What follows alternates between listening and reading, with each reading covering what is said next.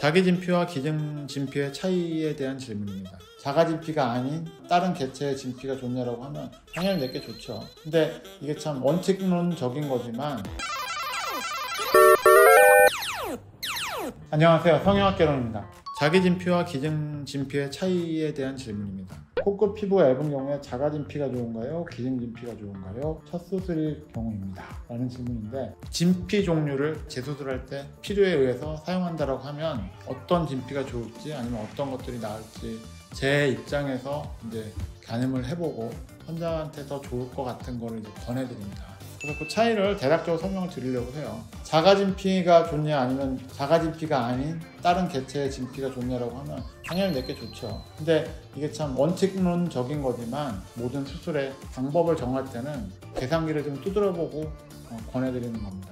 환자분들이 조금 계산이 복잡하다고 생각하거나 이해가 안 되실 수도 있겠지만 보통 바람직하다고 생각하셔도 될 것 같고요.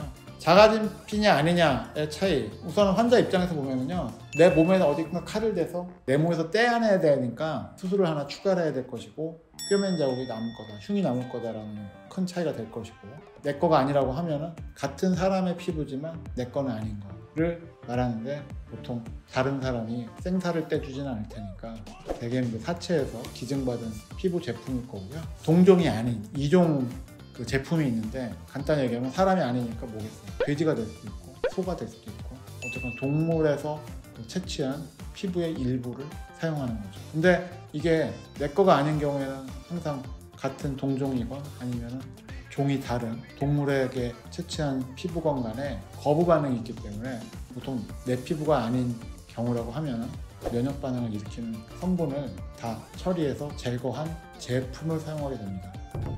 별로 중요하진 않아요. 환자분 입장에서는 내 거냐 아니냐 이 정도만 알고 계시면 되는데, 간단하게 답을 드리자면 그런 거예요.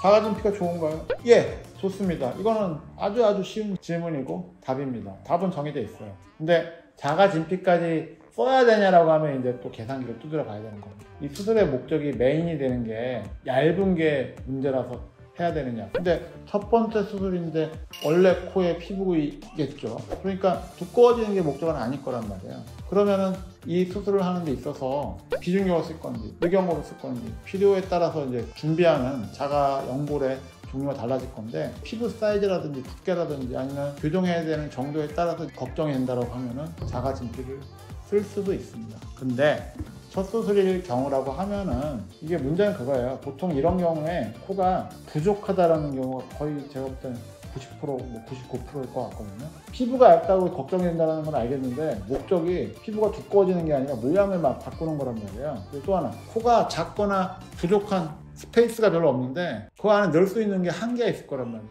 그래서 제가 코가 너무 작은 분들한테는 늑연골도 딱 맞지 않을 것 같다라고 답변을 잘 드린단 말이죠. 그래서 자세한 조건은 또 말씀드리지만 맨날 같은 얘기라고 생각하시겠지만 얼굴 보고 말씀드려야겠고요. 일반론적으로 말씀드리면 첫 번째 수술이고 코 모양 바꾸는데 얇아서 걱정이다라고 하면 저는 제품을 사용하는 걸 추천할 것 같습니다. 자가진피까지 써야 될 필요성이 그렇게 확 와닿지는 않을 것 같고요. 그리고 두 번째는 자가진피 쓴다고 하더라도 많이 못 넣어요. 공간이 부족하고 할 거기 때문에. 그래서 일반론적으로는 첫 번째 수술에 굳이 자가진피까지 쓸 필요는 없다라는 게 저의 의견이고 답변입니다. 감사합니다. 지금까지 성형학개론이었습니다.